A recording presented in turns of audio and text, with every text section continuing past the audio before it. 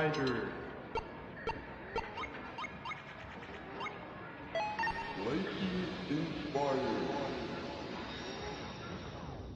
Fight.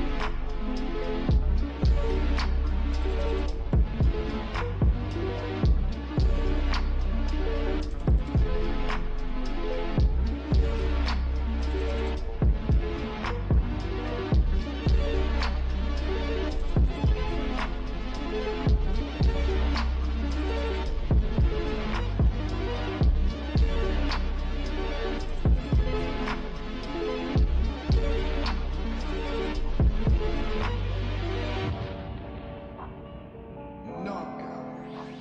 You win.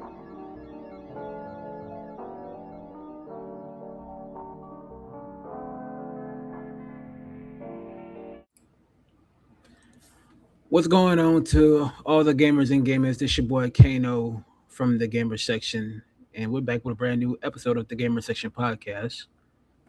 Hey, what's up, everyone? It's your boy Sinister. Hey, ready for another podcast, y'all. So let's get it. Alrighty, but before we get into everything, man, since to go ahead and give them the sponsor. All right, man. Just want to say a quick shout out to our sponsor, W Energy. If you're grinding for long gaming sessions, late night streams, or just need extra focus, W Energy has you covered. Zero sugar or no artificial colors, packed with clean energy that keeps you going without the crash. And the best part is, with you being part of the Gamer Section community, you can use our code Gamer Section at checkout for a special deal. Yep, And seriously, if you're gaming, creating content, or just need a boost of energy, grab you some W Energy and level up your focus and energy. That's DUBBY Energy, code Gamer Section. facts. Y'all go ahead and go get some W Energy, either drinks or powder. I'm talking about, or even I think they got candy bars too and stuff like that. I heard they got some real. Actually, I know they got some real great drinks, great flavors. Cookies and cream. You got the sour Patch Kids one. You got the strawberry ones. You got the strawberry cheesecake ones. They got all different flavors over there, man. So make sure y'all go get some W Energy. You dig? All right, It's cool. figgity facts, no fiction. So, Sinister, man, what you been playing for the week, bro? I only managed to play one game, and that's Sorrows. Before that, I did beat Pride Mod a week before that, so I wanted to get that done before Sorrows dropped. So, I mean, yeah, like as far as Sorrows and the whole Returnal thing, I say, yeah, Sorrows is definitely a better upgrade to that one. Because Oh yeah. at least with Sorrows, I don't have to worry about my blood pressure going up. Nah, but the thing about it is you're gonna definitely have to try to like go back and get stronger when you face these boss battles. Oh yes. Yeah, that's figgity facts, no fiction. Um, for me on the Xbox side, I just beat Pragmata. That's a great game. Ending was kind of sad, but Right. understanding. I think there's going to be more to it with the sequel. I could see a sequel happening within that game, and Capcom has been 3 for 3 at this point, and I'm definitely excited about what's next from Capcom. And we still got another game or two that Capcom is actually dropping this year, including Yeah, that new Onimusha's Onimusha. one of them. Yeah. All right. So also, I'm at the end of Mouse PI for Hire. That game right there, phenomenal game. It's up there for Game of the Year contender. That's Figgity Facts, no fiction.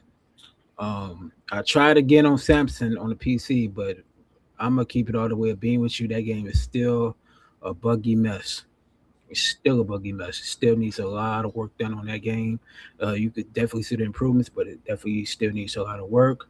Um, Also got a review coming up. I could say the game name of the game, Dead as Disco. Uh-huh. So on PC, I got some great things to say about that game. I can compare that on the levels of Hi-Fi Rush for sure. Um, y'all gonna love what I got to say about with this upcoming review. So that's all I got to say about that. On the PlayStation side, I've been playing Sorrows as well, and it's not an easy game, but it's a lot more rewarding, and it's to me it's better than Returnal. Like Right. if I were anybody that would actually play Sorrows, turn on permanent upgrades and play it in that way. Because if you keep the permanent upgrades off, you're going to definitely be frustrated when you become unalived in the game multiple times and the whole nine, man. That's just my point of view, man. Just stay with the permanent upgrades and just have fun with the game. You dig what I'm saying? Exactly. It's like, yeah, because you turn that bad boy off, and you definitely be playing Returnal all over again, just in a different setting. Uh huh. Oh yeah, yeah. Hey, Sinister, this is another game I was playing too. I was playing that Jay and Silent Bob beat 'em up game, man. That game funny as hell, bro. I know you told me about that. Yeah, yeah, man. That game was real funny, man. But it's not easy. You really got to battle and block. You got to really stick and move in that game because they really would come at you in a major way in that game. You dig what I'm saying? Right.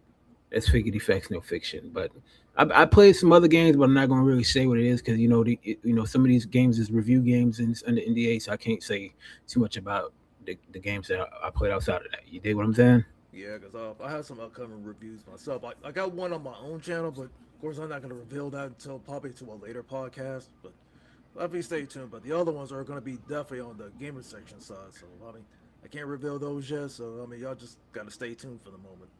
Nah, figurative facts, no fiction, man. So let's talk about. I know we got some other topics to talk about, man, but let's talk about NBA The Run. It's a little minor topic. Let's talk about NBA The Run, right? All right. Either way. So everybody knows that I'm a huge NBA Street fan. Well, scratch that. I'm a huge big EA Sports big fan, right? Uh huh. And everybody knows that EA Sports Big was the monkler of like extreme sports games, like the BMX freestyle, the SSX, the Def Jam fighting games, the NBA, NFL, FIFA street games. Just to name a few, right? So we haven't had a street game since Home Court. You know what I'm saying? And Home Court Right. to me, it was good, but it wasn't the best in the world. You dig what I'm saying? NBA Street Volume Two and Volume Three. Well, actually, Volume Two to me is still like the best NBA Street game hands down. Now we come in full circle moment with NBA The Run, and it's made by the same like old creators that created the Street franchise, right? So we've seen the gameplay trailer that officially came out, and that already excited me, man. And it comes out next month in June, and I'm even more excited about the game. You dig what I'm saying? So we've been trying to get interviews from the game developers, which they're not going to give that to the interviews requested granted to us right now, based off the fact they still working on the game. So should after the game be completed, more so, hopefully we'll have that time to interview the game devs on this platform here on the gamer section. You dig what I'm saying? Yeah. But I'm gonna say this to you, since this is what I like and I didn't like about from what I seen with the gameplay trailer and what some people were showing the gameplay off the game and stuff like that. Now, Mm-hmm. what I do like about the game is you do have some of the some of the president players from the early points of their career to now, like LeBron James. You can play as LeBron James now, or play as LeBron James when he was with the Cleveland Cavaliers, or play as Kevin Durant as he is playing with the Houston Rockets, or you could play as Kevin Durant when he was with the Seattle Sonics, right? Mm-hmm. And same thing with Shea Gil Alexandra when he was with the Clippers, and now when he's with OKC. I'll give you an example. So what I also notice about the game is that it really do take the elements of NBA Street, even though it's made from former NBA Street developers, Right. right? So it's basically a 3-on-3, basketball pickup game, right? But you also have it in like a tournament mode, which is cool. But that's also what I don't like. I think they should actually have a career mode, like a full fledged career mode. You know what I'm saying? Where you can, Exactly. yeah, where you can create your character, make them from nothing to something, man. But what I also like about it is it has that nostalgia feel to it. You know what I'm saying? Yeah.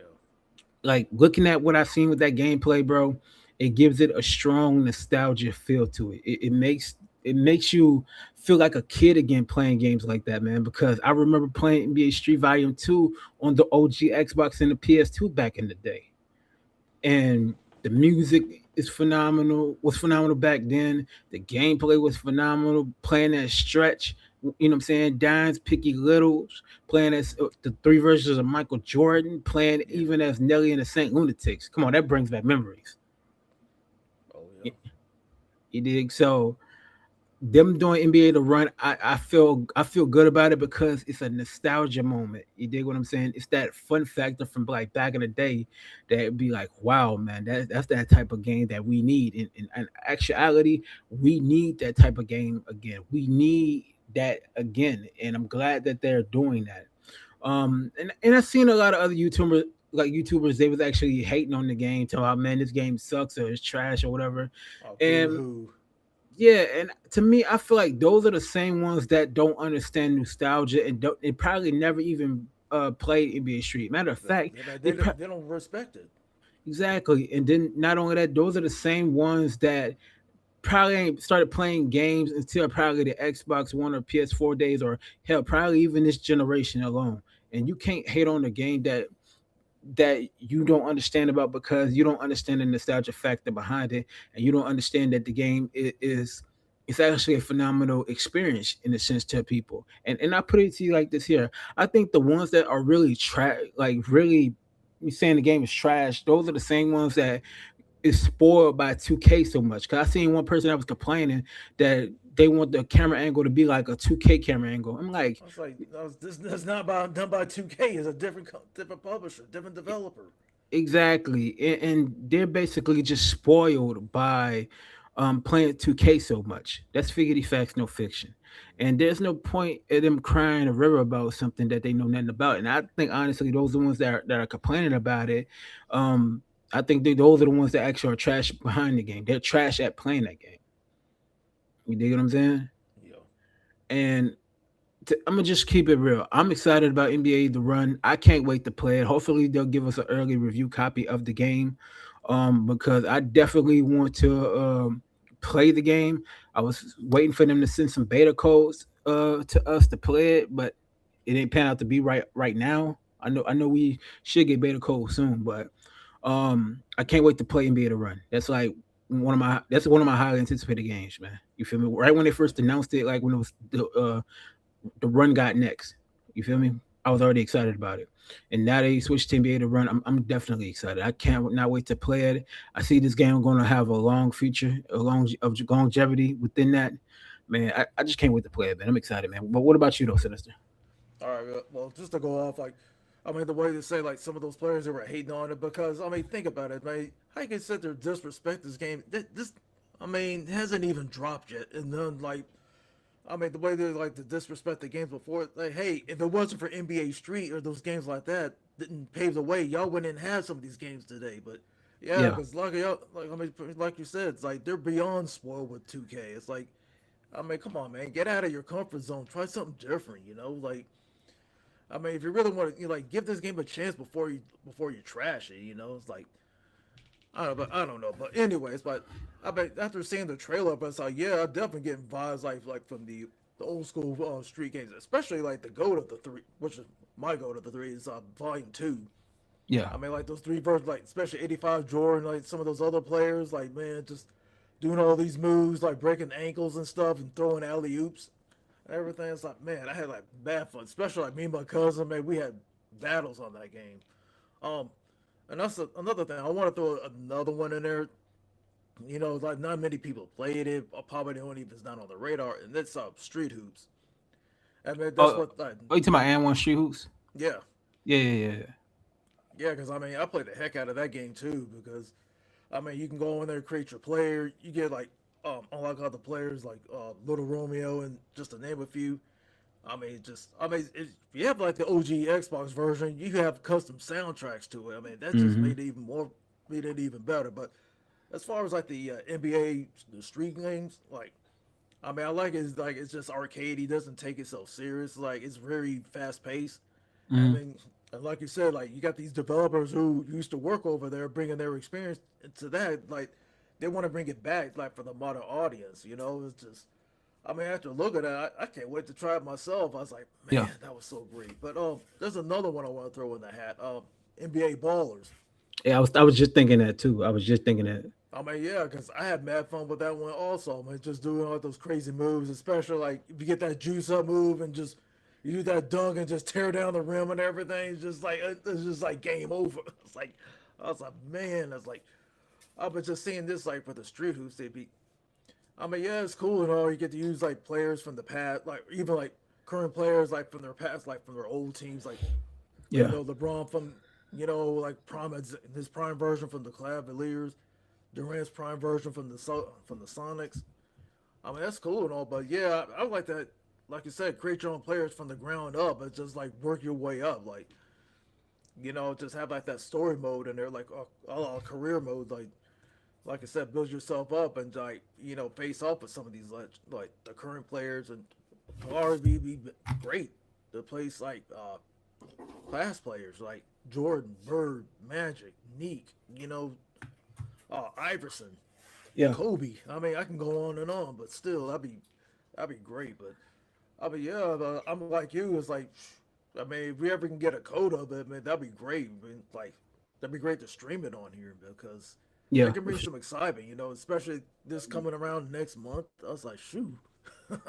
I mean, I know you're more amped up about it than I am, but still, I like to try it out myself. But Yeah. you know me, as I get older and stuff like that, I like to keep my expectations at zero. Keep it in check. Because like I said, like Flavor Flav said, don't believe the hype. Yeah. I mean, that's I just say with NBA to run, I feel like you can believe the hype on this one because like they put a lot of work into this game, detailing the NBA players and stuff like that. And then you have your own new like street legends that's in the game. I'm just hoping that they would give EA would grant that permission to put stretch in the game and dimes in the game, picky littles in the game, and other like that done. Yeah. legends. Yeah, that would be actually dope. But honestly, I don't see that happening, but they just from what I was like reading from the developers that this is just a start of what they're going to be doing because they're going to be adding more modes to the game. They're going to be doing like a lot of offline stuff, which Yeah. you can do an offline mode where you could just play either against AI characters or you could play local co-op against like couch co-op against any other player, like any person that you have in your crib and stuff like that, right? Hmm. But you know, I'm gonna be honest with you, bro. Like today, before this podcast, man, I felt a lot of nostalgia today, man. I felt like a kid again with some of the stuff when it comes to gaming, man. And Shoot. yeah, and with NBA the run, man, I'm just happy that we get these type of games again, man. It's a beautiful feeling, bro. Playing the nostalgia style of gaming, man. And this is the point I'm trying to get at outside of NBA the run before we really get into the topics of today's podcast is Uh-huh. that EA start taking notes. You feel me? Take Right. notes because NBA the run, I believe it's going to sell very well. That's figurative facts, no fiction. Oh Because yeah, you there's gotta another thing I want to add in there. Like, no go ahead. I mean, I'm glad that this one game got brought back Barbito. I was like, man, oh man, my man Barbito on there. It's like I Yeah, just love hearing this commentary. Like, especially like it says juice. He's just like, hey, it's the JU Ice. yeah, That's great and all, but yeah. I'm like, yeah, because like I'm like, EA, hope this will wake you up and hopefully you put a bug in your hey, bring back some of your this talk, your other sports titles like the FIFA's, the NHLs, like just to name a few, but still, I mean, Yeah. this one I definitely want to get my hands on and try for myself, and I'm sure you like put your 2 cents on it too. Oh yeah, man. I'm definitely like whenever we get our hands on this game, I'm definitely gonna be reviewing this game. You feel me? I see it. It could be like a 5 out of 5. I just have to like play it and see in that sense. But me, how I am when it comes to like nostalgia games and seeing games like this, like you can see when it comes to racing games and when it comes to like extreme sports games, like you're definitely starting to see that nostalgia come back. For example, we got NBA The Run. You got Tricky Madness. You feel me? And shout out to the devs that's making Tricky Madness. They really taking 100% influence of SSX in a way, and it seems like we are not getting an SSX game, which I'm highly disappointed in from EA. You feel me? Right. Because they're focusing on trying to make realistic sports games, but you could tell the realistic sports games is not selling like it once was. Because if you look at NBA 2K, NBA 2K has been on a decline year on year out. Madden has been on a decline. College football is doing well, which is cool. But NHL's not selling as well like it once was, and same thing with FC. Right. People want to get that nostalgic feeling back. People want to play them arcade games again. You feel me? Arcade sports games, right? Exactly. And all right, I give you an example. You know that game Wild Card Football, right? That came out about I think 2 years ago. I think. Hmm. All right. So Wild Card Football came out about I say about 2 years ago. They couldn't use the NFL licenses because EA got the exclusive license into Madden. But what people don't know is this year that license is up. So I'm hoping that the NFL license will actually be how the NBA license is and let it go all over now, so we can have more competition when it comes to either realistic football games or um, same thing with basketball. You feel me? So we can just see more competition. Like EA could be doing NBA Live, but they want the exclusive rights to the NBA license. That's not going to Nah. happen. The Adam Silverman's like, nope. It's like you're not doing that. It's like you ain't gonna do it to us like you did to Madden because like think about it. Like the innovation kept going downhill, but because both on the decline because of lack of competitions. Like they feel like they can Yeah, get away with it and just keep stealing your money every year. It's like that's like no man. It's like you can tell it's like all this stuff is it's stale. You may throw a feature here and there, but the thing is at the same time they're gonna get more greedy with those microtransactions. Like that's what I yeah. don't like in these sports titles. And then, and also another thing, when you go to these mom and pop shops or GameStar, Game Exchange, and all these, what do you see like majority on those game shows? Like, what is like one of the most top games they always return or try to they sell away? Oh, Sports titles. yeah, the sports titles like the Maddens and 2Ks and all that. And nobody and then think about it is they want to at the mom and pop shops, you want to try to play NBA 2K20 or 2K21 again, you cannot play that. And the reason why you can't play that because the servers is off. Yep. The only thing you'll be able to play off of NBA 2K20 or 21 is play now. You Hmm. did. So you can't really play nothing else. So that's why I say, in a sense, man, I'm glad we getting that nostalgia feeling back when it comes to these games because it is needed in the sense of these extreme sports titles like NBA. The Run is going to do well. People going to be playing this game for months and months and probably years because they're going to consistently update the game fluidly. You heard me? So I'm definitely excited. I'm excited about that. They stopped updating on wild card football, which I think they should continue to update the game and change the and if they do another football game, Hmm. bring back Blitz the League, bro. That would be dope. Bring back Blitz the League. Oh yes. That would be fire. You dig? Oh man, yeah, but as far as on the football side, like the only game that I like join the most, of course, you can get it for free, is like the Tecmo Bowl updates because like I mean, like if you go to tecmobowl.org, it's like they have yearly updates of like Tecmo Bowl, like all the current rosters and everything, or even different versions like from the past seasons. Like shoot, I mean that's like your alternative to Madden. You know, Mm-hmm. that's just someone just want to throw out there. Yeah, facts. You got look the football games that's out there right now. You got the Techno Bowls. They could do NFL Blitz. I remember playing an emulator NFL Extreme that was on the PlayStation One, Hmm. right? And I feel like we need these type of games back. Oh yeah, Like remember the Blitz games? yeah, Blitz. I was playing NFL Blitz. Then you got Blitz the League 1 and 2. Blitz the League 2 was actually my favorite one out of the two. Yeah, Um, then you had NBA Ballers, NBA Street, NFL Street, NFL Tour. FIFA Street. Oh Yeah, yeah, there's also the NHL Blitz. I think it was yeah the NFL version of Blitz. yeah, man. Yeah, we need all that back, man. That was those were actually fun games back in the day. But what I'm getting out of this generation, like for the rest of the generation, as far as this year alone, bro, I'm really feeling good about gaming, man. Because this year alone, man, I'm feeling good about these upcoming games. Pragmata's up there for Game of the Year contender. Mouse PI for Hires up there for Game of the Year contender. Sorrows. Resident Requiem. Hmm. Now go ahead. Go ahead. Yeah, Resident Evil Requiem. Yeah, Resident Evil Requiem, man. You know what I'm saying? And we're in May. We still got a whole bunch of months left, and especially this month alone, we got a bunch of new games that are coming out that I'm definitely excited for. and Oh yeah, because hopefully, yeah, my favorite one of my favorite games this month it comes out May 19th. Forza Horizon 6. Yeah, Oh yeah, yes, that gonna be fire. Mine is 007 First Light. I'm definitely looking forward to that game. You know what I'm yeah, saying? we're Hope, definitely gonna be talking about that more later on. yeah, for sure. But you know, what I'm saying we rambling on about nostalgia stuff, man. Let's go ahead and get into the topics of the show. So, uh, your sister, go ahead and hit them off with something proper, like man. All right, down to the nitty gritty, the drama over at Sony.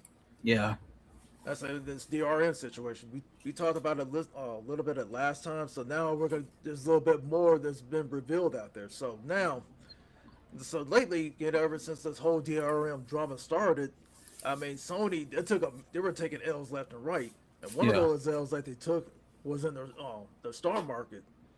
I mean, they were getting hit like left and right because like people were freaking out. Oh man, we got to, renew the license every 30 days with the DRM, all that. mm-hmm. Like, I mean, Sony could have just easily just kind of came out just to clarify this whole mess, but now, I mean, they had to wait. There was a waiting later on, but the moment like their stock market and everything took a hit, that's when it took them times. All right, now we got to come out and say something just to save face. So anybody out there, like, according to Sony, so when it comes to like the whole license renewal, and according to them, it's only a one-time thing. Just verify your license, you're good to go Yeah, from here on out. It's like no monthly currency of renewing your license after that. But I was like, oh, but before I continue on, so actually, you know how Sony laughed at Microsoft back in 2013 what they did with their DRM with the Xbox yeah, One, and mm-hmm. and how they mocked them with the whole game sharing thing. So now, fast forward to 2026, what are they doing? They're doing the same thing. Mm-hmm. And then back there, somewhere Don Mattress sitting there laughing about this. Yeah, And then the yeah, thing is, Don Mattress lost his job when he came out with this. But the thing is, but Sony is like they were just that was just one of the things they took L's on is like in their star market. And another thing, just to continue on, mm-hmm. now we're hearing over there in the UK. Now they're asking for age verification. I was like, what? Now they want to ask like, hey, is this really you? Are you really old enough like to play certain games on there? It's like really. yeah, I was like, really? Come on. I mean, first of all, if they're going to implement, it's like, no, I'm not giving you my information. Because no, you know no. why I'm not giving you my information? Why is I was that? like, you got the worst security out there. You've been compromised countless times. I Yeah, was like, it's just too easy for the hackers just to go in there, steal somebody's information, and sell it to the black market or do whatever with it. It's like, come on. yeah, It's like, come on, yeah, Sony. yeah. Oh, and But go no, ahead. go ahead. Oh, and another thing I want to bring up. Yeah, because there was that massive lawsuit that they had back in 2023. So basically, like anybody who bought games between 2019 to 2023, it's like, hey, you're looking for a refund. And so you may get that refund. So the whole thing just got settled last month on the 29th, I believe. So I was like, yeah, like, I mean, Sony, this is not looking good for you. It's like, I No, mean, it ain't. no, because here's the thing. You had massive success last generation with the PS4. Yeah, But now, fast forward to this current generation, you came in with that arrogance and it's came back to bite you, big big time. time. I Yeah, was like, think about it. I was like, you think you would just get carried away, just screwing all your fan base over? I mean, one of the biggest thing is like right before this whole DRM situation, you up mm-hmm. the price on your consoles. You sit there laughed at Microsoft because they rose the price of the Series S and X and all that, but you're doing the same thing. That's like look about it. Your disc version of the PS5 is 650. The Mm-hmm. digital one is 600. Your Pro version is 900. Let's say now if you want to get the disc drive with it, that's over $1,000. I was like, Yeah, come on, man. It's like, I yeah. was like, That's all right, facts. but That's facts. go ahead, man. I don't want to ramble on too long. No, that's facts though. Like I just say it like this here. There's a lot of double standards and hypocrisy when it comes to Xbox and PlayStation. You see when PlayStation do a lot of wrong stuff, and they've been doing a lot of wrong things this generation alone, and they getting exposed for that. You feel me? They kind of getting like a slap on the wrist. But if it's Xbox doing all this, it's like World War III with Xbox. You dig what Exactly. I'm saying? You know what I'm saying? And it also when it comes to PlayStation, this generation, it has been exposed to a lot of different things. Hmm. Like the whole ABK deal basically just opened up a can of worms with what I'm saying with PlayStation. It exposed when it comes to who's really gamers on PlayStation and what type of games they actually play. It exposed about the DRM, the online thing. They say it's only for one time that you have to do it, but I think it's lies within that whole situation. And when it comes to the lawsuits and the age verification, it's a whole bunch of worms that has been opened up in this situation. You dig what I'm saying? Hmm. And the way I look at it is this: Sony gonna have to get their act together and really right their wrongs when it comes to PlayStation 6, because the PlayStation 5 has been the worst generation for Sony. Right. You feel what I'm saying? Because when it comes to games like first party titles, don't get me wrong, Sorrows is a good game. I'm not gonna sit there and hold you and say Sorrows is a bad game. It's actually a pretty solid game. All right, but it's basically a replicant of what I'm saying of the name just slipped my mind. Replacing The Returnal. yeah, Returnal. I'm tripping. I'm tripping. Returnal, right? It's pretty Hmm. much the same of Returnal, but it just advanced on a little bit more. It's not really much different about the game like that. Right. You dig? Okay. What other game is coming out this year? Wolverine. Hmm. Then you have Intergalactic. We don't know when that's coming out. It might not even come out this generation, or it might be a cross-gen game. You never know. Right. All right. Now we do know that they're still working on live service games as far as fair games. Which, like I said, when I said with fair games, it's not going to be DOA right off the rip, but it's not going to go further than how Marathon is. And Marathon right now is pretty much DOA now, Right. right? And now a lot of information with this DRM talk about going always online. It shows hypocrisy within the whole situation with PlayStation, because they was over here mocking Xbox with the you could borrow the game like this when Yoshida and Oboy did that video Right. back in the day, and now you seen that's going on. Now they just getting a slap on the wrist. Nah, Hmm. nah, nah. Keep the same energy that y'all had before when y'all was going off on Xbox about that. Exactly. You know what I'm saying? Don't throw stones and hide your hand. Say what you gotta say. You dig what I'm saying? Say it with your chest out. Yeah, say it with your chest out. Don't cry river now. You feel me? I'm talking about to the PlayStation fanboys as well. Y'all over there talking about y'all over there trying to clown Xbox, but look what's going on in your own backyard. Hmm.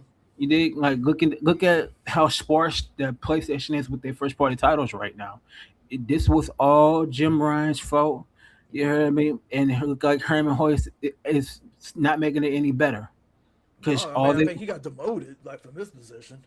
pretty much. But if you think about it, like look what this generation has come to when it comes to their first party titles. They're over budgeting their games where they can get smaller titles, exclusive titles that will be fun to play. Like if you look at last generation, people was bashing Concrete Genie, but Yeah. it seemed like it was a solid game for a small title. You had Gravity Rush 1 and 2. You had Detroit Become Human. You had The Last Guardian. You had The Last of Us Part 2. You had Uncharted 4. You Yep. had way more games last generation than this generation. This generation is mostly um live service games, and live service games has been on a massive decline. The reason why live service games were so popular around 2020, 2021 because of COVID, because of the pandemic. Yep. After people was able to go back outside, nobody wasn't about to play no live service games like that. You don't really hear anybody talk about live service games. When the last time you really been hearing people talk about Apex Legends and Fortnite like that? Not much at all. Yeah. When the last time you hearing people talking about Marathon? Is anybody talking about Marathon right now? No. All right. What about High Guard? Look what happened. That game came out in January. Look what's that now? DOA. DOA. Exactly. So live service games is on a decline. There was a study that came out right recently Hmm. about why people buy the preferred console of choice or preferred platform of choice, and that's because of exclusives. Hmm. Exclusives is what sells your console. And it seems like Microsoft is starting to see that again, and they're really talking about putting that exclusivity in the forefront of what of their consoles to be about, from the Series X and S into their Project Helix. Sony, on the other hand, they're losing a lot of money day in and day out because of their stupid mistakes that they made this generation. The PlayStation 5, this generation alone, has been the worst generation in gaming for them. The first party titles has been abysmal, meaning that it has been a tragedy of what they have released, and they've hardly been releasing games this generation on the first party front. And when they do, it don't be really hitting on nothing proper. Like the only good games that I know so far that was hitting on something proper like was the Demon's Souls remake in Blue Point Studios. They closed down. Hmm. You had what it is, Astrobot, cool game. To me, wasn't game of the year contender. It's not game of the year in my opinion, No. but it was still a solid game. Now you have Wolverine. People tell me, "Oh man, that's gonna be game of the year." That's gonna get overshadowed by Grand Theft Auto 6. Point blank. Yep. Period. You dig? So at the end of the day, and this is me being realistic, this is me being real. PlayStation with this DRM stuff, that's a bunch of hypocrites over there. Their games right now, they really don't have none, so they have to maneuver off of Microsoft. Because if you look at it right now, and the study is showing that a lot of the games that's been on the charts on the PlayStation side has been Microsoft games. Exactly. Like for like Forza Horizon 5, like out of the Microsoft games on the PS5, is like that was like Hmm. the best seller. Like the other ones were just flops. Facts. But you also got to think about it too. That also exposed a lot of different things. People that was hating on Xbox games are the same ones that bought the games for one, and for two, you know what I mean. It also exposed that people bought the PlayStation 5 for NBA 2K, Madden, and the free to play games that's on Like PlayStation. like yeah, like Fortnite. Yeah, Fortnite stuff. They didn't buy their first party titles like that. No.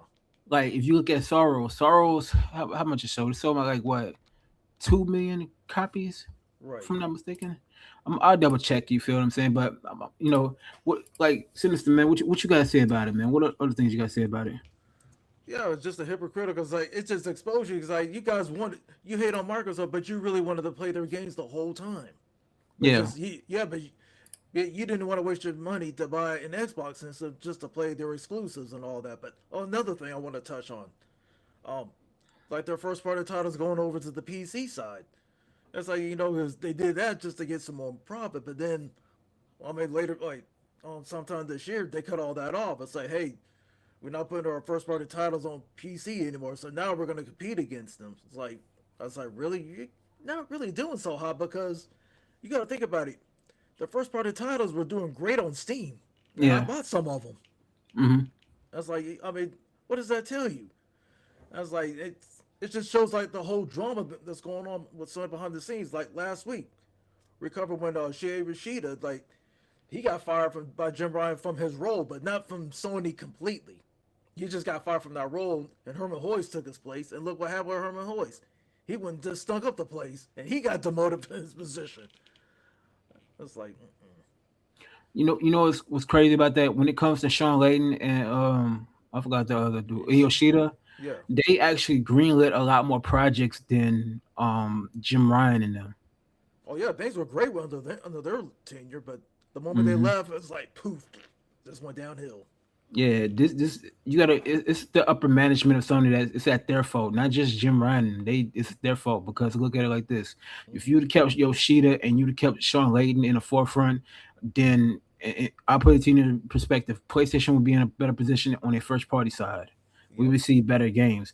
Like the thing about it is though, if you look at Sony has some great classic games like the Sly Cooper. You had um Resistance, you had Infamous, you had Twisted Metal, Cypher Filter, you do what I'm saying, Jack and Dexter.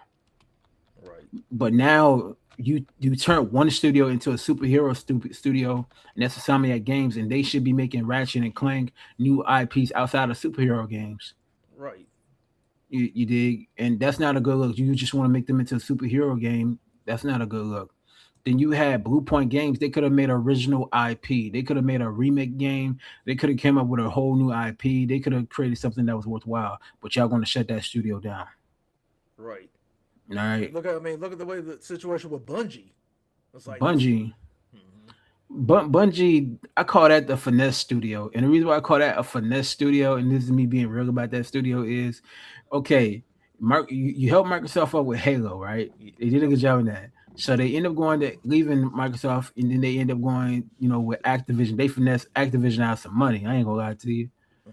And then after that, they went independent, and then Sony ended up buying them because they wanted to one up on Microsoft because of the ABK deal, and that ended up backfiring on Sony badly, and they finessed them out of hundreds of millions of dollars. And now look at it right now, Marathon.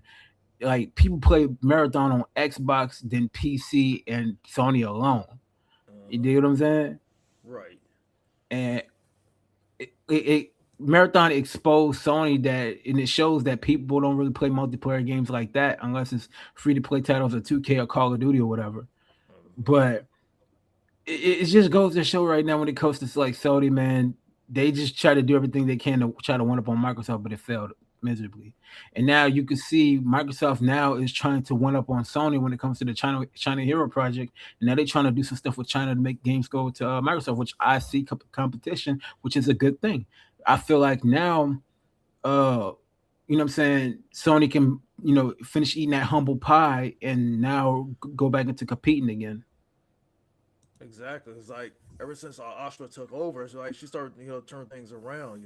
Like, hey, reducing the price with Game Pass. Yeah. Just that's a prime example. So yeah, and then she want to focus on, hey, bringing the exclusives back, and like keeping on like Microsoft slash PC Hmm. instead of not going to Sony, not going to Nintendo, stuff like that.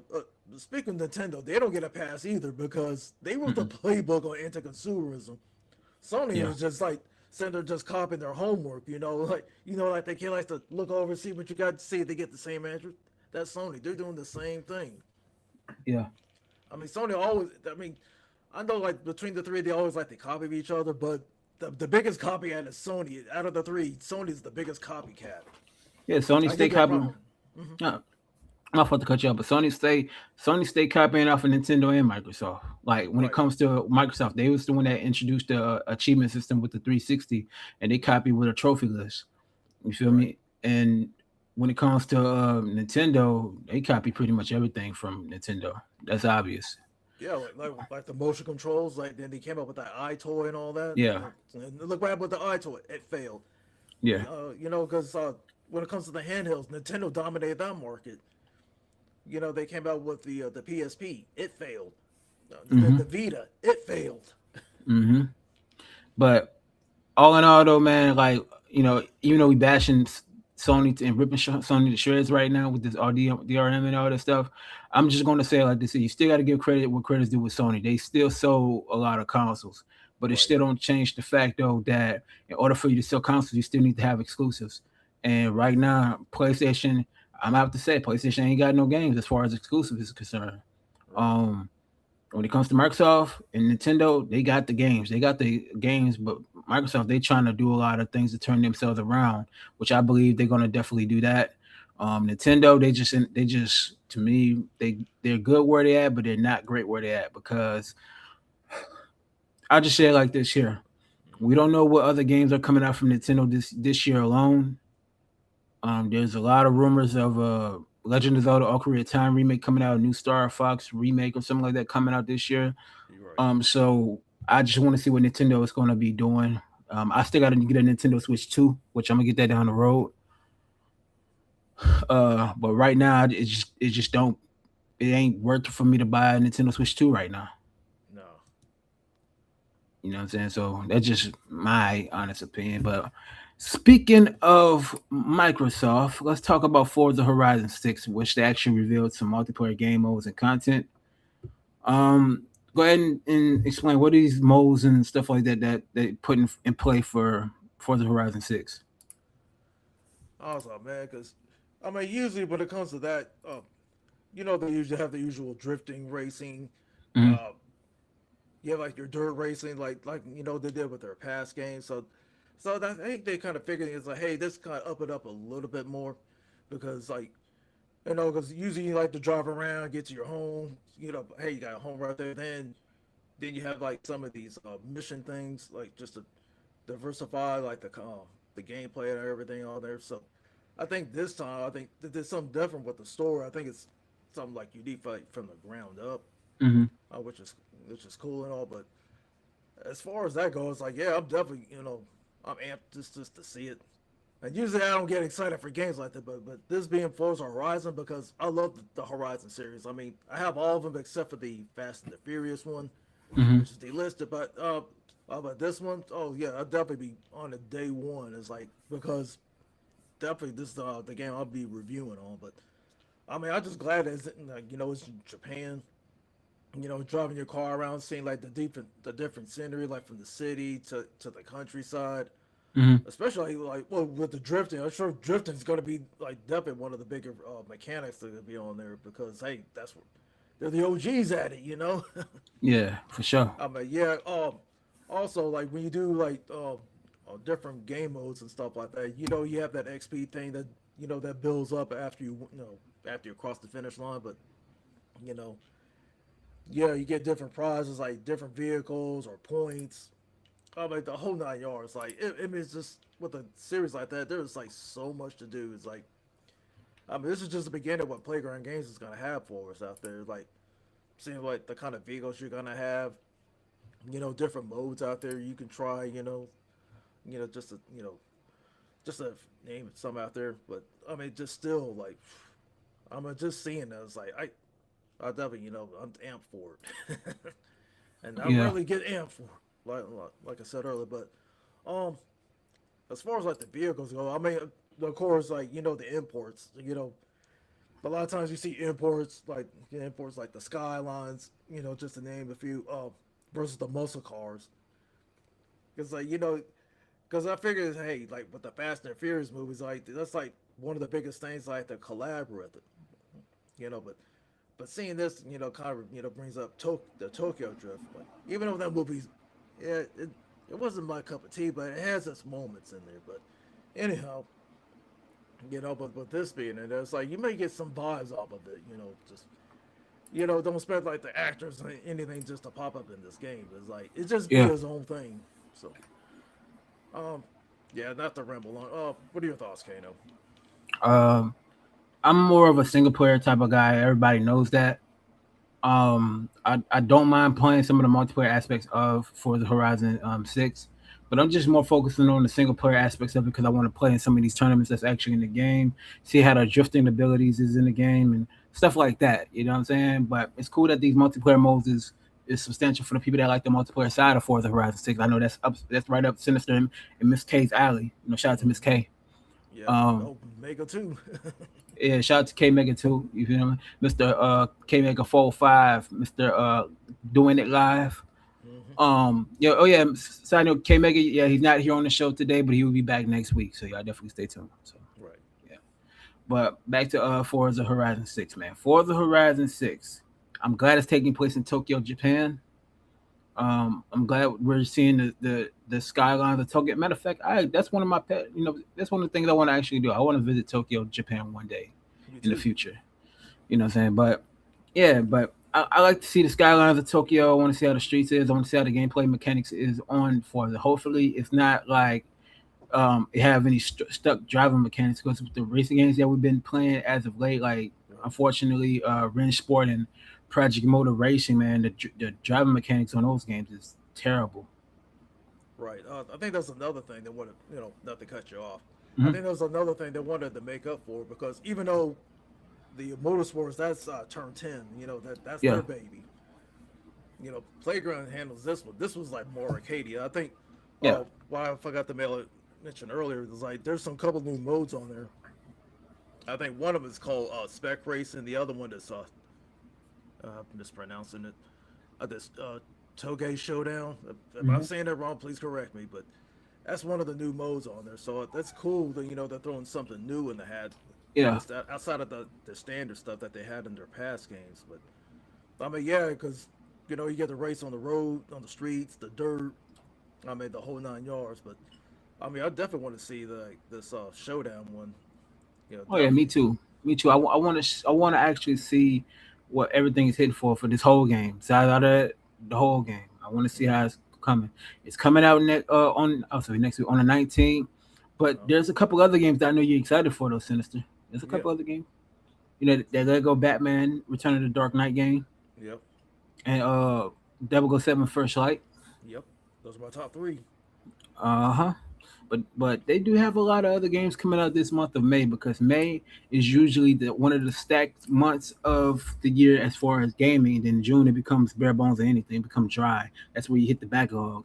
So what I'm gonna do is I'm gonna like pull up games that are coming out in May, and I'm gonna ask you, Sinister, and to everybody that's in the chat, is it a yay or a nay? All Is right. it gas or is it gonna be passing? Okay, so we're gonna do gas and pass. All right. So on May 7th, that's this coming week, this the upcoming game mixtape. Is it gas or is it pass? Uh, I'll say pass. All right. Now, if you don't know what mixtape is, it says sticking to the musical theme of May. You can grab mixtape this month, set to the soundtrack of a generation.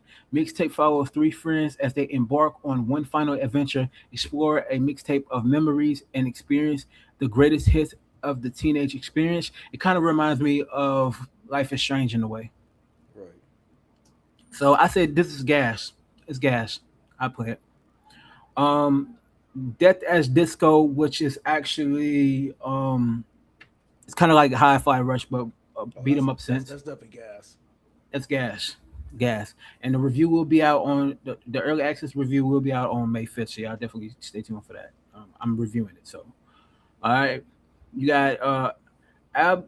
Abaster Dawn, that's in PC early access. It's kind of like a cozy game in a sense with a little adventure to it. So is it gas or pass? Uh, Pass. Okay. The next game is called Directive 8020 that's come out May 12th. And people, we've been seeing it now. It's made from the same people, Supermassive Games, that made Dark Picture games and stuff like that, the Analogy series. Is it going to be a gas or pass, Sinister? Oh, I'll say gas. It's a gas. Yeah. All right. Well, we ain't going to talk about Indiana Jones because everybody already played it. All Right. right. Darksiders War Master Edition for the Series X and PS5. Gas or Gas. pass? Oh, Gas. yeah. Gas, gas. All right. Forza Horizon 6. Definitely gas. That's a pass for me. It's a pass. I'm just playing. It's gas. All right. Thick as Thieves, May 20th. Gas or pass? After seeing something like that, it's like I have to say pass on that one. It got a single player to it, so I'll give it a gas because if it got single player, I'm cool with it. Yeah, yeah. If it does have a single player, I'll probably. All right. Coffee Talk Tokyo. Gas or pass? I'll pass. Yeah, I agree. Pass. I'm passing on that. All right. Yoshi and the Mysterious Book coming out May 21st. Gas. I don't have a Switch 2, so I'm going to have to pass on it for right now. All right. Let's see. All right. Bugsby 4D. Gas or pass? I'll definitely pass. I say gas. I'll give it a shot with that one. All right. Last but not least, Lego Batman Legacy of the Dark Knight. Gas or pass? Gas. Gas. Got you. All right. Now that we see a lot of gas, we already going to talk about the next games and stuff like that because they still like I'm looking through the games that are coming out this month of May. They have a heck of a lot of games coming out this month in May. And so the next game that we're definitely going to be talking about within the show is 007 First Light. So I might as well start it off proper, like, I'm about to hit on something proper, like, I'm talking about. Mm-hmm. So 007 First Light is basically made from the same people that made Hitman, I'm saying? And Hitman, I tried to give Hitman a go in that game, but it's just, I couldn't get jiggy with that game. I don't know why, bro. I couldn't get jiggy with it. And the reason why is because it's all about stealth. They made the game kind of complex. You get Right. what I'm saying? It's very complex in the sense of like wow, bro. Like they're trying to give you the ways and tools of trying to assassinate a character in the game, but it's just like they want to make it so complex, and you can't really sneak the way you want to sneak in the game. You dig what I'm saying? Yeah. But when it comes to 007 First Light, it's not like that. You can go in there stealthy or you can go in there guns blazing the way you want to go in there. And me, it depends on the mission. I'll do some missions where I'm going in there stealthy. There's other missions I'll go in there guns blazing. And it seems like this is the origin story of James Bond, and I'm definitely excited about it. It's a single player game. Hopefully they give us a review code for that so we can play it early for y'all and give y'all a fire review behind it. We'll see. Mm-hmm. Okay. But in my opinion, though, I'm definitely intrigued by the gameplay from what I've seen. It definitely has some Hitman elements to it, but it's a game in its own right, and I'm definitely excited about it. But Sinister, what are your thoughts about it? I mean, yeah, after seeing it, it's like, yeah, I can't wait to try it. It's like, you know, even though you may get some Hitman vibes in on it, but it's good that you can go in with either strategies. Like, you can be stealthy or you can just go in like Bond style. Usually I would say Rambo style, but hey, this is James Bond, so Yeah. I was like going there Bond style, like, you know, guns a blazing and things like that. So, I Hmm. mean, this is cool. It's like, I mean, it's like story wise, it's during his early years. Like, to me, it just gives me like Casino Royale vibes, you know, like because that's you know where he started at. But you know, I just can't wait. I mean, just seeing the gameplay of it is like, I mean, I definitely can't wait. It's like, if this comes out later this month, like right after Memorial Weekend, shoo. Hmm. If anybody got pre-ordered this game early, shoo, it's like this is something you can play to, like you know, over the Memorial Weekend. You know, it's like Oh, let's see facts, here. facts. Honestly, yeah. So it's May 27th. So let me pull up the map real quick. So that is on that's on a Wednesday. So basically, it's a few days after Memorial Weekend. So I mean, but still, it's like as long as that game comes out, you get your hands on it. That's great. You know, just you know, hopefully we may get a review code so that way, hey, we can give our 2 cents on it. You know, but Yeah. we shall see. You know, but as far as it goes, like yeah, just seeing the mechanics of it, it's like it's great. Like you know, just the way you go down, you got to think about Mhm. ways you can take down your opponent, take out enemies and stuff like that. So that's just great out there. So I'm glad that you know trying to you know things outside the box. It's like hey, even though this studio that behind it is like hey they're known for this, but hopefully you know it may borrow from you know the mechanics from that game, but still put their own spin on it. It's like hey we can put something that's in there new, so that way hey it doesn't we're not following the same trend, you know? Nah, figgity Because facts, like no fiction. Figgity facts, no fiction. But before we get back into the topic of 007 First Light, you know what I'm saying? We're going to do a little side thing right quick right now. We're going to talk about it right quick, right? So this is pertaining to the Gamer Section YouTube channel itself. So, what's the best way I can go ahead and put it? Okay, so we put up a poll on on Twitter, right, or AKA X, about what other type of content that you would like to see from us. It was either going to be more gaming news related content, gaming documentaries, or more top tens. And about over 60% of the people had said they want us to do gaming documentaries. So you ask, you shall receive. Now, when it comes to gaming documentaries, it takes a lot of our time and we have to do a lot of research. A lot of research takes a lot of time. And not only that, we have to put scripts together, we have to edit real well, we have to find a lot of clips and stuff like that. mhm. So I'm letting y'all know we will start doing these documentaries, but it's going to be in the summertime that we're going to do these. And it's going to be probably one documentary a month or two. You feel me? Because we still have to do reviews and we still have to do other type of content on the channel. Right. So we will be doing gaming documentaries. We will talk behind the scenes of what type of documentaries we will want to do, like give to y'all, the whole nine. Like I said, it's going to take a lot of our time. We have to do a lot of research. We have to do a lot of script writing. We have to get the narration on point and a lot of editing. Mhm. You know what I'm saying? So the thing about it is we can't do this without y'all. And we're gonna need your help. So Mhm. next poll I'm going to put up on behalf of the gamer section is how long do y'all want the documentaries to be for? Do y'all want it to be 5 minute documentaries, 10 minute, or 20 minute, or an hour documentary? So you know what I'm saying? Just let us know, and we're going to come together with meetings and put together high quality documentaries. And we probably going to have to try to get an editor on the team to help. Okay. Right. So with that being said, y'all ask, y'all shall receive. So gaming documentaries are coming soon on the Gamer Section channel. What you think about that, Sinister? I mean, it's a good idea to add it, but I mean, just like you said, it's gonna take a lot of work. But I mean, if anybody's out there willing to help, I was like, hey, they'll probably make it easier on it just to get it out there. But I mean, yeah, just hopefully, like, depending on the length and stuff like that. So we're gonna ask you out there. It's like, like Kano saying, how long do you want it to be? You know,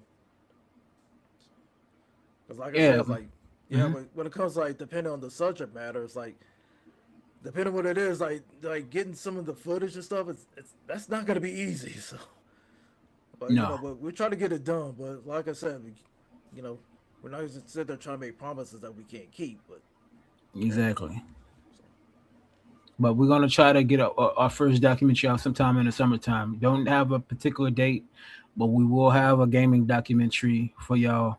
You know what I'm saying? We might do some polls on what type of documentaries do y'all want to see, like the 1983 game game crash. crash. Do y'all want to see the rise and fall of the Sega Dreamcast from our perspective? You know what I'm saying? Who knows? You know what I'm saying? But we will do some gaming documentaries. We hope that y'all support us with it. You know what I'm saying? Because we're going to need to do what we got to do. We got to get the footage. We got to get the audio right. We got to get the narration right. We got to get everything right. You dig what I'm saying? So, Right.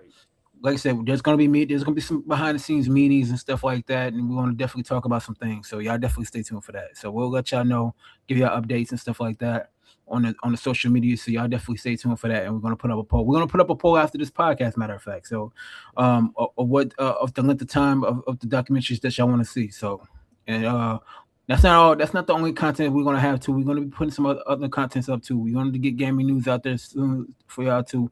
We're gonna be doing a lot, so y'all definitely stay tuned, man. We ain't gonna just have reviews out for y'all in our box. We're gonna have more, and we're gonna expand our team more. So this year, y'all gonna see a lot of content. All we ask for y'all to do is subscribe to the channel, comment, man, show y'all support, man, and it be litty in the city. All right. You dig? So, anywho, we moving on. So, since to take it away. All right. Let's move on to Call of Duty. So I mean, now Warzone is like now they're talking about taking out the Black Ops Royale. Mm-hmm. To me, it's like, I mean, to me, with Call of Duty, they're just copying trends and stuff like that because, due to the success of Fortnite, so now everybody else and their mom was trying to get into the Battle Royale arenas. Like, I tried it out, the Warzone with the Battle Royale thing. It's like, it was all right. I mean, like, I play one match to see how it is, but I don't see me, like playing it long term. But I mean, I just usually stick to the usual, the campaign first. I play a few multiplayer matches here and there, but when it comes to Warzone, that's one of the battle modes I stay away from. But I bet like to each their own on that. It's like if anybody out there that joins Warzone, hey, all power to you. It's like no hating for me, no complaints. Mm-hmm. But as far as like, I mean, they copied this. Like they got the idea like from when Black Ops 4 dropped, like when Treyarch did it, like because Black Ops 4 was not even like a full game. It was just all multiplayer modes and stuff like that. So basically, it was just like an extension of Black Ops 3. Mm-hmm. And Black Ops 3 wasn't all that to me. Like the best out of the Black Ops series, especially like the first two, Yeah. like story wise and game multiplayer wise. But anyway, like I mean, like to move the warrior, from the war zone is like, I mean, it's not really a big deal to me. But like I said, it may be to some, but just to me, that's not one of them. But Right. uh, Right. yeah. What about you, Kano? I'm gonna say this about Call of Duty, man. Like Call of Duty used to be fire, right? Back in the day.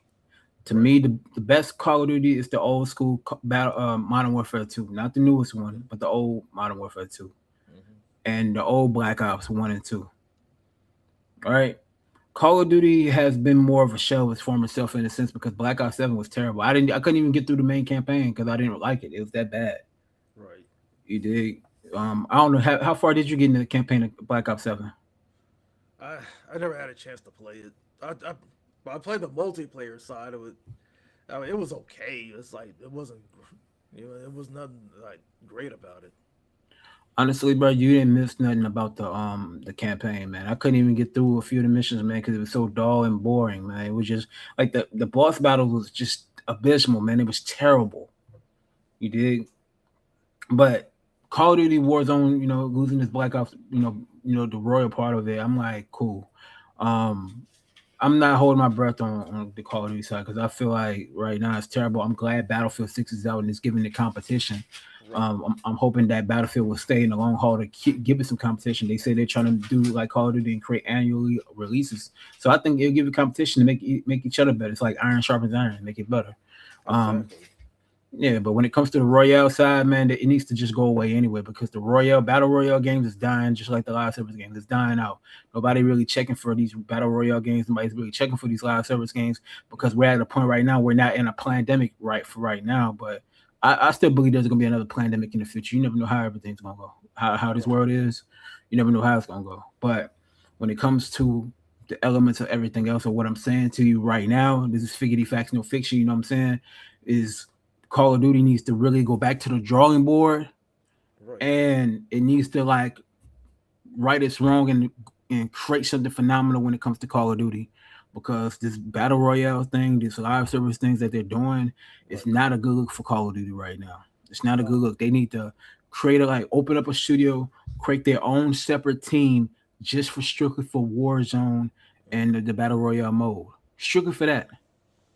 Yeah, because I mean, I believe it because I mean, they like because they gotta quit copying these trends. Like, it's not just Activision. It's like it's a whole bunch of these studios out here. Like, they're just like, yeah, they just copy us. Oh man, that was great. Hey, we can do it. I mean, we can do it much better. But like I said, with the whole battle royale thing, like everybody and their mama was trying that up because, like I Yeah. said, like it was during a terrible time. But now, like hey, things are getting better. People are getting outside more. It's like, as like some of those battle royale games are starting to die out. But I mean, with Fortnite, it's still going out. It's still going out there, but I mean, sooner or later, it's gonna fall and stuff like that. So, I mean, as Mm-mm. far as like on the Call of Duty thing, yeah, they need to go back to the roots.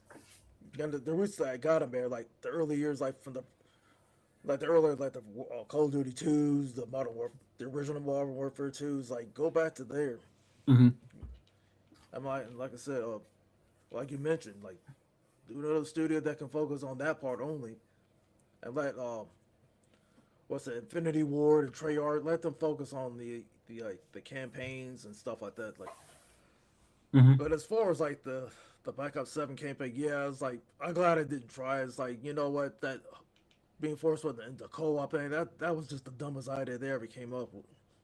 Oh yeah, figurative facts, no fiction. It's But like you're like oh, go ahead.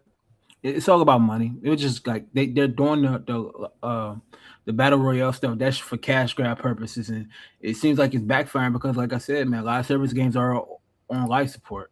You know what I'm saying? Exactly. Like no, The go ahead. pay to win can't crap. Mm-mm. Yeah. Man. That pay to win stuff is really not what it is because I always say this: we're in inflation. We're in a bullcrap war that's for no reason. Well, not we, but there is a bullcrap war that's going on that don't make any sense. Gas prices are going up. Everything has been going up, and people ain't got the time and the luxury to be paying all this money on the cosmetics and other things. It really don't make any sense at this point. And people are not going to be doing these pay to win and live service games like that no more. If you look at, I'll give you for example, NBA 2K26, right? Yeah. NBA 2K26 has been it was a success in a way, but it's also a flop in a way. It's still so good, but it still is a major flop at this point right now. And the reason why I say it's a major flop is because people are not paying or arm and a leg for VC. Just like when it comes to the microtransactions to these games, then people are not paying all this money for this microtransactions anymore because of what's going on. People got to use their money for food. People got to use their money to pay bills, pay their car note. People got to use their money to make sure their gas is right. You know what I'm saying? And all this tax that's being taken out of the money that's being paid is going into this stupid Epstein war. Hmm. So that's where I'm at with it. Call of Duty is not going to do well if they keep going on with this pay to win bullcrap. Because if you played the campaign of Black Ops 7, it felt like a pay to win bullcrap. Right. It's like here's the thing. Like, I mean, those who use that pay to win is like that shows you how they're terrible at the games. Like, you know what? It's like instead of putting in the work to get better, it's like, oh, I just cheat my way to the top. I just cheat to get better. It's like no. Exactly. And it's not a good look, man. We're in a day and age right now. It's like I like Call of Duty as far as like the campaign single player side, but multiplayer, bro, I don't like it because all they do is camp and cheat on that multiplayer side. That's why I don't like Call of Oh Duty. yeah, In they that sense. use lag switches and all that stuff on the multiplayer side. Yeah, all they do is cheat on the multiplayer side. That's why I don't like playing Call of Duty. And same thing with Black Ops 6. I was playing that, and they was doing all the lag switching and cheating on that too. Hmm. You know what I'm saying? That's why I don't like playing like multiplayer games sometimes because that's all they do. They want to cheat to win, and they say, "Oh man, you garbage. You suck at the game." How can I be trash at the game and all you doing is lag switching, cheating, then trying to deny it? Uh-huh. You know Or what I'm even saying? worse, like on the multiplayer, since we're speaking on that, oh, look on the sports side, like those who played like the Mads, the Fevers, and all that. Like you sitting there getting destroyed instead of taking the L and stuff like that. You sit there quit the game out. I was like really? It shows you what kind of a player you are because you're salty because you can't take a loss, but yeah, you just rather just quit out and just ruin it for everybody. Nah, that's facts, man. But it comes with the territory, man. When it comes to Call of Duty. But speaking of fighting games, right? Hmm. Injustice 3 is rumored to be, being worked on. I believe it's true though. I think Injustice 3 is being worked on, and I'm gonna Yeah. explain to you why. You Okay. know what I'm saying? When you look at Injustice 3, we haven't had an Injustice game since 2, and that was way back on the Xbox One PS2 day, PS4 days, excuse me. Yeah. So right now, the story needs to continue on what has been left off on Injustice 2, and we are due for another game in that realm. And we got a Mortal Kombat 10, we got Mortal Kombat 11, we got Mortal Kombat One. -1. And it's not. I'm not saying one -1. You know why it's -1? What? Because nobody talks about it no more. So it's -1. That game's a negative. It's not a positive one. It's a -1. So, but Injustice 3, I want to see all the superheroes back and then some. I want to see. I wish they would do fatalities on that one, but they're not going to do that. I No, want to not see with them DC characters. exactly. I want to see them have way better a way better combo system than Mortal Kombat 1. I want to see a great storyline. That's a very long storyline that would actually be doing wonders. I just want to see them have a great game. You feel me? And NetherRealm Studios know how to make a great game, but if they want to put guest characters in the game, put guest superheroes or something that's worthwhile. Right.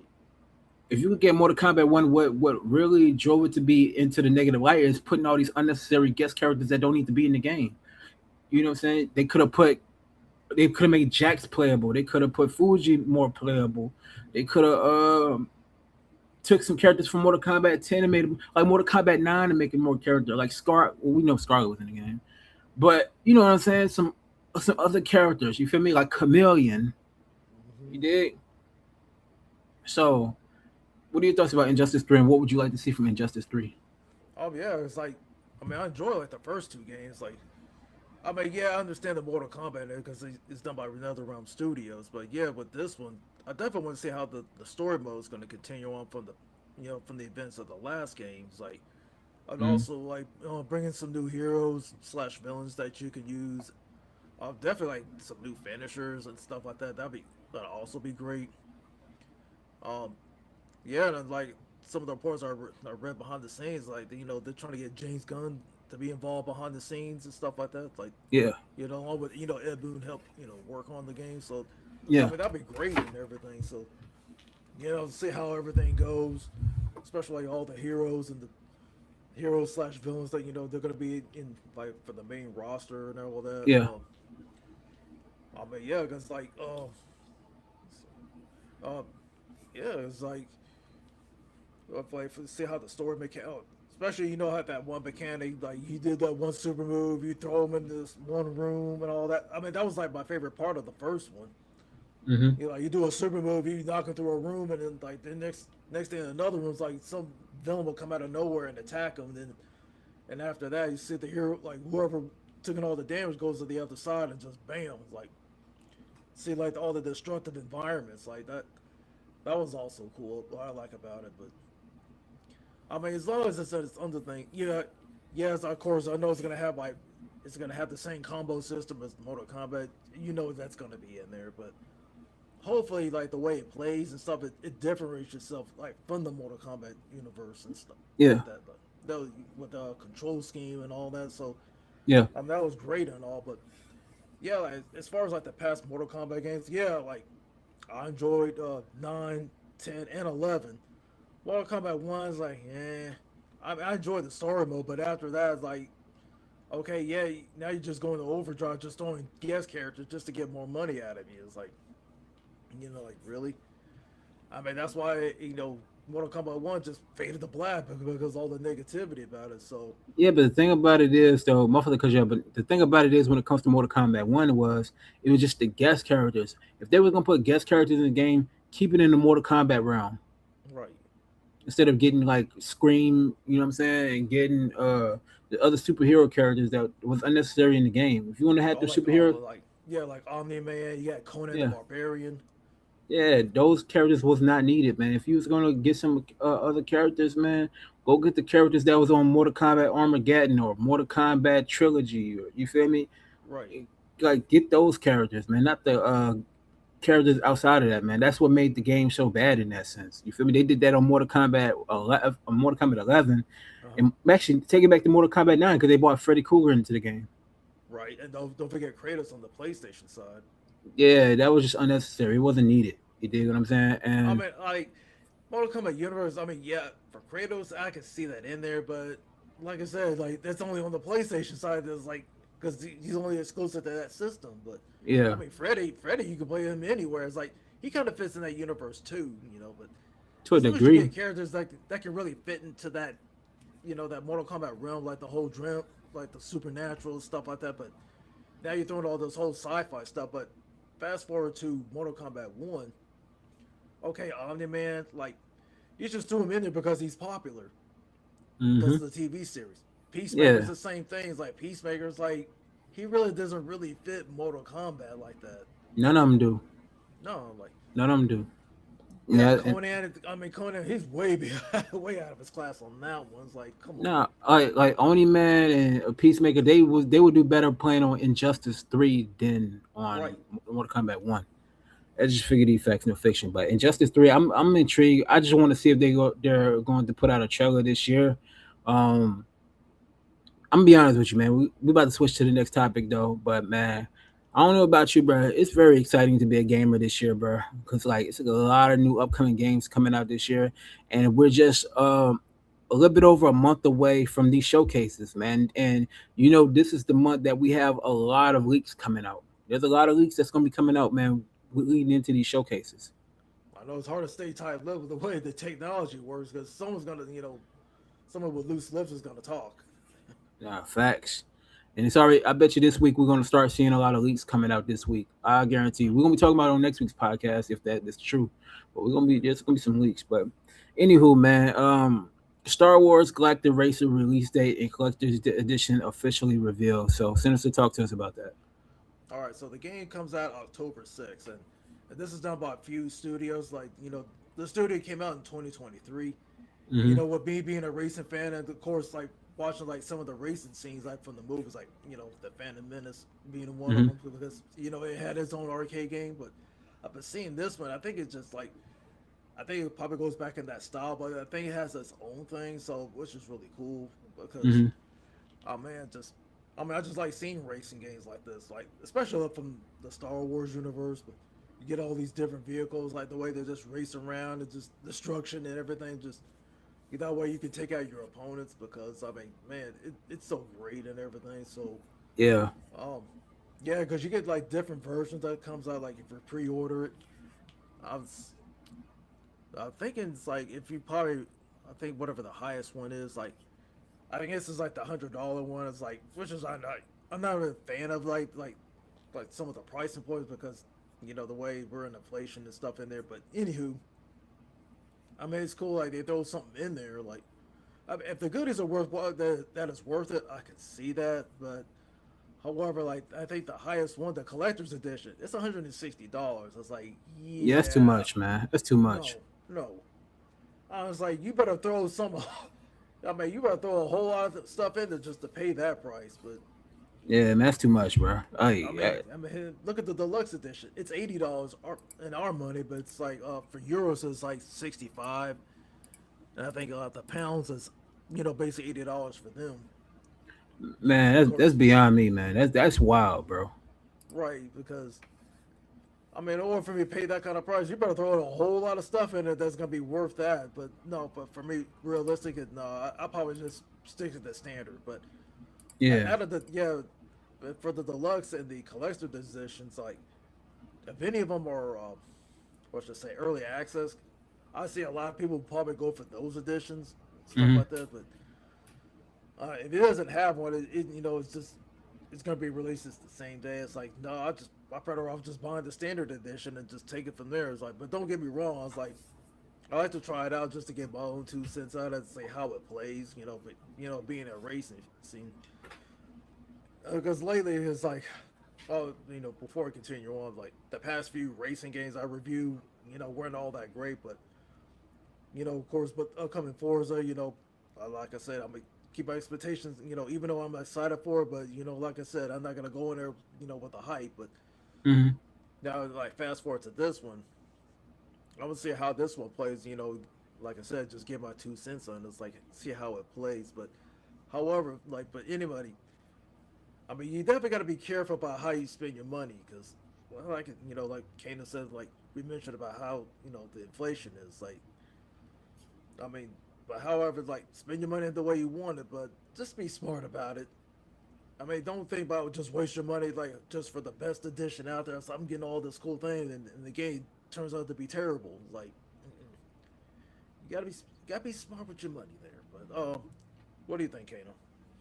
That is too much for my bridges when it comes to that money, man. That's some bull crap. Mm-hmm. Right. I'm gonna just. Can you hear me? Yeah, I can hear you.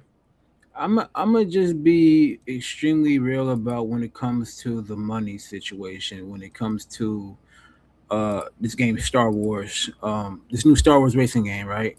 Uh, Star Wars Galactic Racer. I'm excited about the game, but I'm not excited about the game because we haven't seen no full fledged gameplay for this game. right. First and foremost, the price point of it, how it is, I'm not excited about in that way, and I'm gonna explain why. Uh, How you gonna charge your arm and a leg for a price like that, and we haven't seen the game yet? right. And the game is only 5 months away. Exactly. And then when you look at it in a sense, right? I think it's because it's a start. The name of Star Wars alone is gonna be like, okay, we could put that price point out. That price, it really should be at least $30, Exactly. 25, $30 tops. You feel me? Not no, not the price it is now. It's a disappointing thing, but I want to see gameplay. It gotta be worth for me to buy and play the game. Or, Exactly. hopefully they give us a review code or whatever. But I don't know. By the PR that is with it, I'm not holding my breath because I don't think they like small content creators. I don't know. No disrespect to them, but that's just what I see. You did. Right. So I'm kind of like Star Wars Galactic Race. I'm kind of like when I seen the trailer, I was like, oh, it seems cool, but I gotta see gameplay for itself. I mean, And I'm just the figure, same way. I'm the yeah, same way because, like, I'm really, particular about it. Like, hey, but show me some gameplay that is like, okay, I may, I may be sold on it, but just seeing this just a regular teaser trailer is okay. That's cool and all, but we got to yeah, see more, especially getting closer to release date. I mean, we got to see more about it to yeah. justify us to spend your money on it. Yeah, definitely. But like I said to you though, bro, we just got to see how it is. Hopefully they show something next month at one of the showcases. And speaking of next month, we're gonna get on another side topic for a second before we get back into the last one of the topics of the show. Um, Now next month we have a bunch of showcases coming up. We have the Summer Games Fest by Jeff Keighley, which his showcases, bro, be built up for letdowns, bro. I ain't gonna lie Right. to you. I would know. Yeah, don't hold your breath on that. Yeah, because every time Jeff Keighley hypes up a showcase, it ends up being a letdown because, especially the Video Game Awards show, like the Video Game Awards show, that's the only reason why we watch the Video Game Awards itself is based off the upcoming trailers. Nobody cares about who won Game of the Year and all that. No. You know what I'm saying? But because that's not to me, the Video Game Awards is not really a legit award show. That's to me, in my opinion.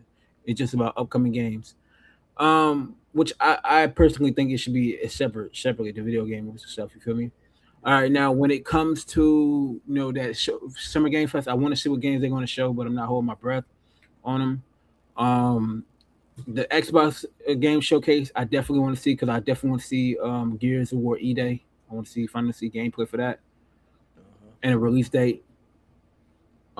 We do have the Gamer Section Summer Indie Game Showcase that's on June 22nd, so y'all definitely stay tuned for that. That's gonna be a good one. That's gonna be Liddy in the city. We're gonna be showing some upcoming games on our side. Yeah, that'd be You, great. you dig what I'm saying? I know there's rumors around that Nintendo got their showcase in June, then this Nintendo Direct, and when it comes to Sony, rumor is they're gonna have a state of play this month, at the end of this month. So we'll definitely see, man. I'm definitely excited, man. But I'm letting y'all know now there's gonna be a hell of a lot of streaming on this channel, so y'all stay tuned for that. Yeah, it's gonna be heavy. Yeah, and we already got some streams coming up this coming week, man. So the Nacon Connect is coming up this week. We're gonna talk a little bit more about that in a second. Uh, what else?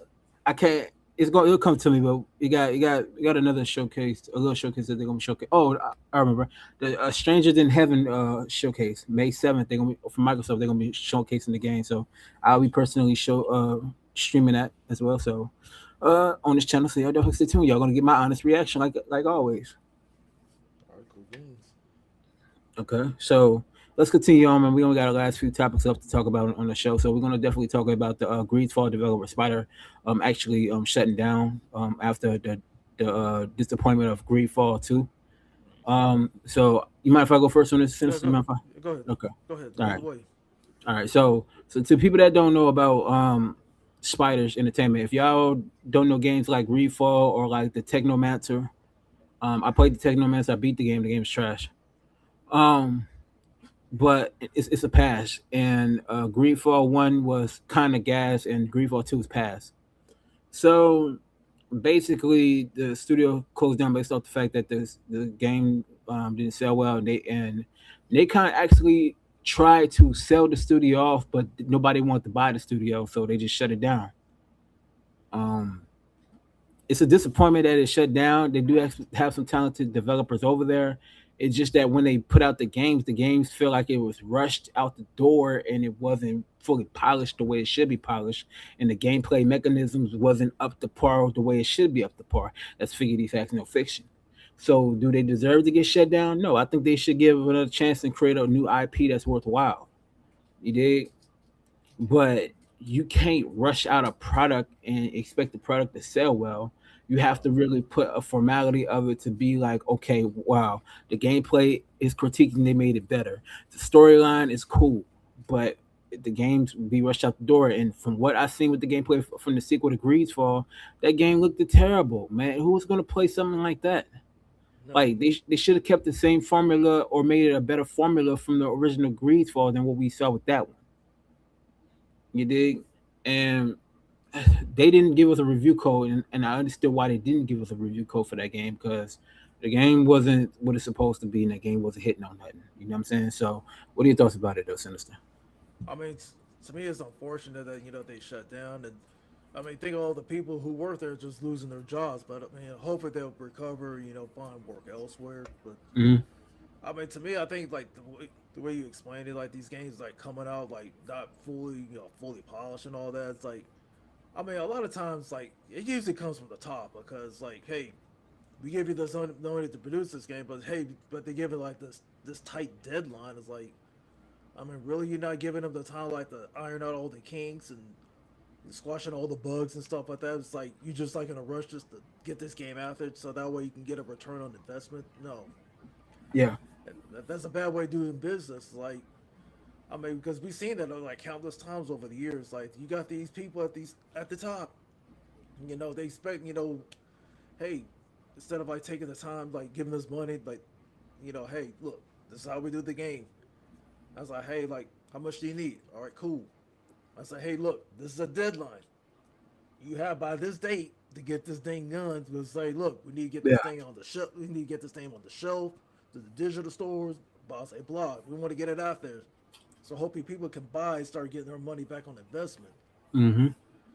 And unfortunately, like it didn't pan out. Like, and now, like you said, they were trying to sell the studio off. It's like no one was interested. It's like no one wants to buy a failing studio. Yeah. It's like, so they just great, just like, hey, just DOA, just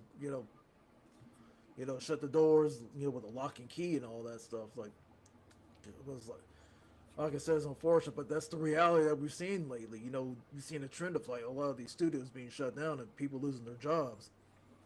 It's So, facts. but It's like I said, facts.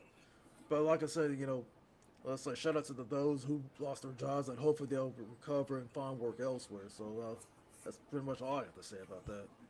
Nah, figgity facts, no fiction. But speaking of Nacon, they got their showcase coming up. I think it's either on the 5th or on the 7th, and they're supposed to showcase like a lot of their upcoming games. So, like, in your opinion, like, what games are you actually excited to possibly see? Let's see. I mean, from one thing I read out there, it's like I mean I see like the 100 games out there, but I think that game will come out to next year. Yeah. That's like next summer, not this coming summer. And let's see, they have like another game. It's called Oma the Cthulhu that's supposed to come out in July.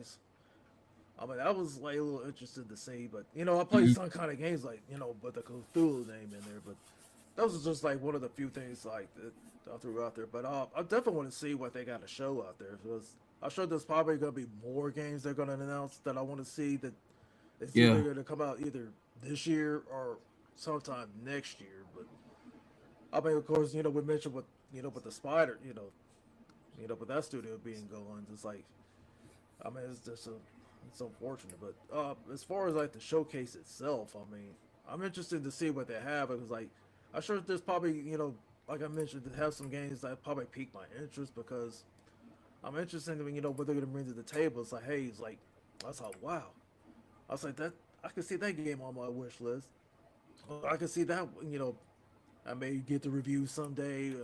Somebody can spend my money on. Hopefully, I get a review code, things like that. But I mean, like I said, I'm interested to see what they have, because you know, I mean, it's gonna be interesting that to say. But now, like I've always, like I have to come in, back with my expectation is at zero because I expect to be wild and all that. It's like it goes for all showcases, not just this one specifically, Hmm. because as I give you an example, like I think one of the showcases that you done that you live streamed, I caught the replay of it. It's like, yeah, majority of those, like, nah, I'm good on. Yeah. I mean, like, majority of them are wish list stuff. Like, I know majority of them probably come out later this year, summer next year. It's like, no, I'm good on that. But as far as like Nacon Connect, like I said, I'm just coming in with zero expectations to see what this shows. Like, they probably have some games I'm interested in, uh, things like that. But I was like, yeah, I'm just saying, what they're gonna bring to the table. Figgity facts, no fiction. So I pulled up the games that they actually got coming out, and that's Pro Cycling Manager 26. That's the from what I'm seeing, that's a pass. Tour de France 2026, that's a pass. Hunter the Reckoning, Death Wish, that's gas. Hunter Simulating 3, pass. Terminator Survivors, gas. The Mount Omen of Cathedral, that's a gas, and Edge of Memory, that's gas. So I'm just looking at games that's actually coming soon. It's really not that much that's going to wow you, but it's definitely intriguing. So we'll stream it and we'll give our honest perception. Well, mainly me, possibly K Mega. You heard me. I know Sinister got to do you know due diligence during the week, so we'll see Right. what's to it. Um, but there is some games on that's like gas, some of them that's like a pass. So it's like I don't know. We'll see, maybe possibility. You heard me. So I can't give y'all honest like yeah, nay or gas or pass within that. So it's gonna be this week. We'll definitely see. So Right. anywho, let's move on. Last topic of the night. The upcoming game, Blood of the Dawn Walker, made by former devs from the Witches franchise, and I seen the gameplay for it, and I seen some things for the game. And honestly, to keep it all the way at being, bro, I'm excited about this game. It comes out September 3rd. I'm definitely excited about the game. Um, from what I'm seeing, the gameplay it does remind me of a lot of The Witcher, but it's open world. You like kind of like the Daywalker. You can walk during the day and night. You Right. do what I'm saying? Kind of like Blade. You could be a Yeah. vampire during the day That and their night. version of Blade. Yeah, in a sense, but you using the hack and slash short elements, you can climb on walls. You can do so many things into the game. The way that the upgrading system is, the way the battle mechanics is in the game, the way the Right. storytelling is. I'm definitely excited about it, man. And I want to play that day one or before day one. You dig what I'm saying? Yeah. Um, and it's made by Bandai Namco, and I see this game could be a franchise. It can rival The Witcher. It definitely can Yeah, there definitely because be some competition. yeah, I'm definitely excited and really waiting to see what else they're going to actually show within this game. They spent like dang near an hour showcasing this game, and for me, I didn't see the whole full hour of it. I was supposed to stream it, but hadn't didn't have a chance to do it. But from what I've seen within this game, it's gonna be one of the best games of this year. It's probably gonna be up there for Game of the Year contender. Oh yeah. You, you dig what I'm saying? So, what are your thoughts about it, Sinister? Oh man, yeah. After seeing it, it's like if it's done by the same people behind The Witcher, it's like it's gonna be something I'm interested in. Like Yeah. I bet it's cool. Like you can go around do what you want to do. It's like I say, hey, you don't have to worry about roasting in the sun because hey, because you're a half breed and stuff like that. So I mean, yeah, you can do that as a human. And at night, you got your vampiric side. It's like you can do whatever. Like you got all these abilities. I mean, which is that's gonna be great. Hmm. Yeah, I'm interested in to see what this team like. Whatever they learned from Project Red, and so now they're going over to Bandai Namco. I mean, if it does great, I definitely want to try it out. Like in September, it's like I mean, if it's good like that, hey, I'll be down. To, put some time to it. It's just to give my 2 cents on it because like I mean, it's cool seeing the character models and stuff like that. But however, I like to see like more gameplay of it. Oh yeah. Oh yeah. I mean, Uh, it's uh, just go ahead. like I'm telling you, Sinister man, go watch whenever you get a chance, bro. Go watch the whole trailer and gameplay breakdown of it.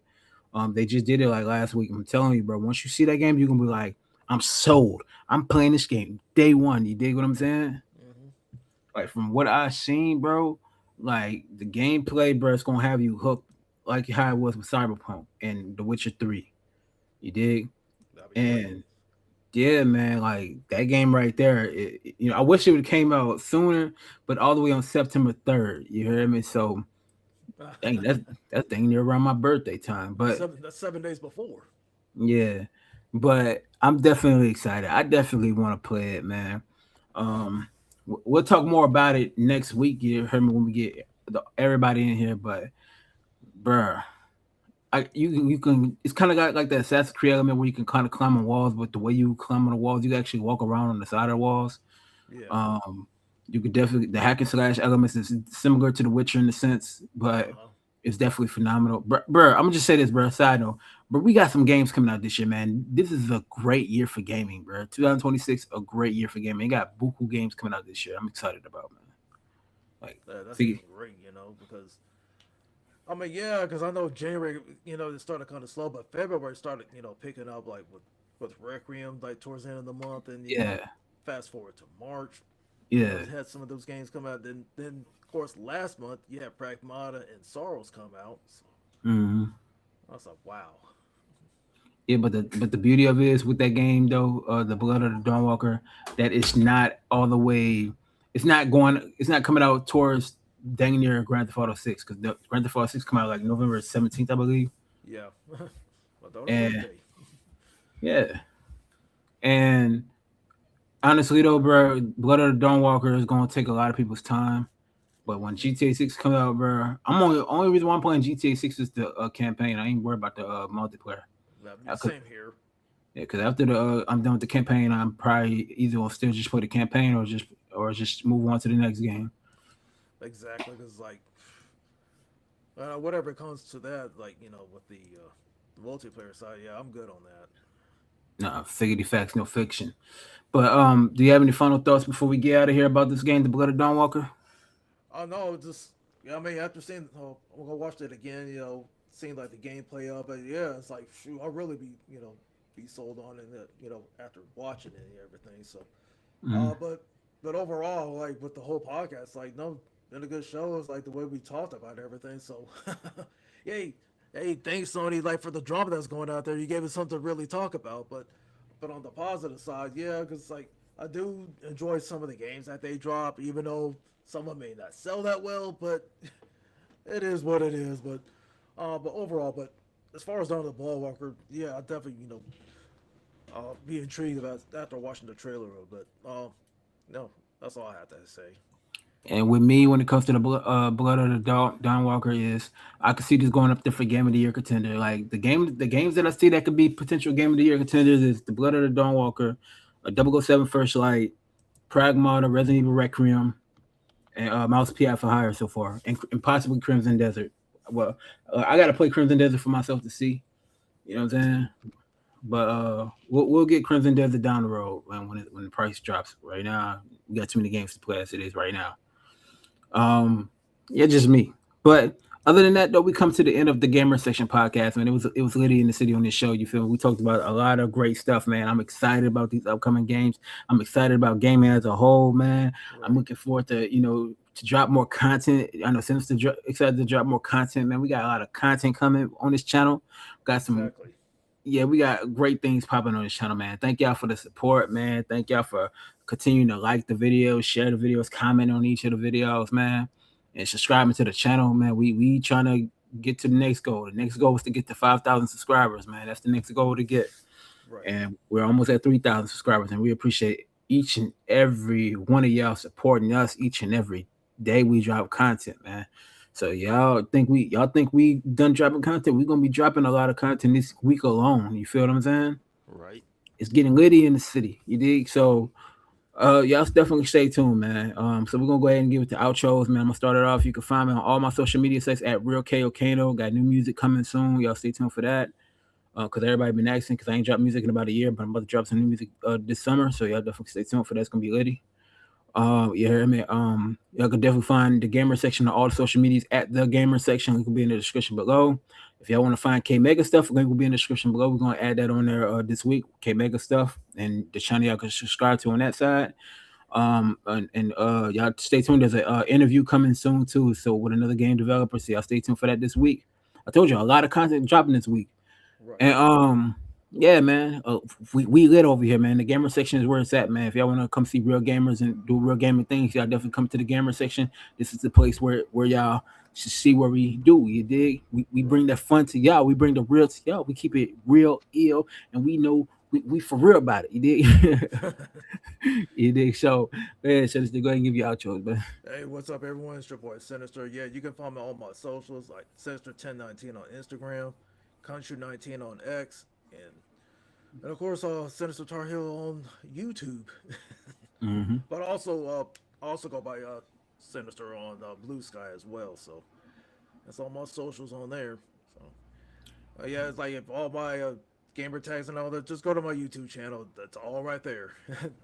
Nah, facts. And on the other thing, Sinister got some content coming on his channel too. Y'all stay tuned for that.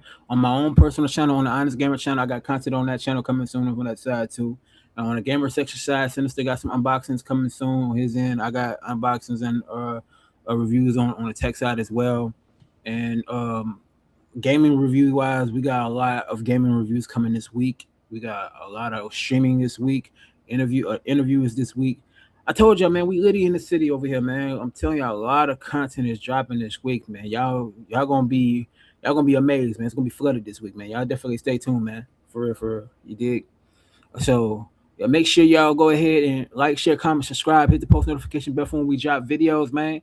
Until next time, y'all be easy, y'all stay safe and save y'all money in this time of need because this pandemic and this whole stupid war is unnecessary. So y'all save y'all money, y'all be careful out there. Facts. All right. Peace out, y'all. Peace out.